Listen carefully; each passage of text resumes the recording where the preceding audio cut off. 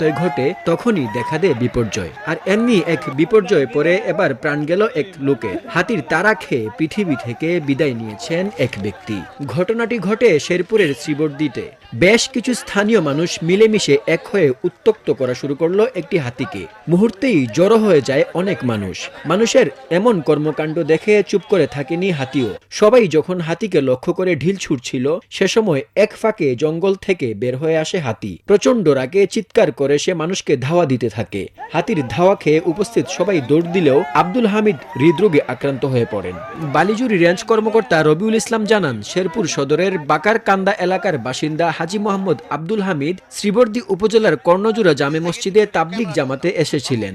আজ সন্ধ্যায় মসজিদ থেকে অদূরে হাতি দেখতে যান। এ সময় স্থানীয়রা বন্য হাতিকে উত্ত্যক্ত করলে হাতির দল তাদের তাড়া দেয়। এতে উপস্থিত সবাই দৌড় দিলে আব্দুল হামিদ হৃদরোগে আক্রান্ত হয়ে পড়েন। পরে আশেপাশের লোকজন তাকে দ্রুত উদ্ধার করে উপজেলা স্বাস্থ্য কমপ্লেক্সে নিয়ে গেলে দায়িত্বরত চিকিৎসক আব্দুল হামিদকে মৃত ঘোষণা করেন। বন্যরা বনে সুন্দর, এই কথাটা আমরা ভুলে যাই। ভুলে গিয়ে আমরা এমন আচরণ করি বিধায় আমাদের এমন বিপর্যয়ে পড়তে হয়। মানুষের কখনোই উচিত নয় বন্য প্রাণীকে বিরক্ত করা। যদি বিরক্ত করেন তাহলে এমন বিপর্যয় বাড়বে বলেও আশঙ্কা প্রকাশ স্থানীয়দের।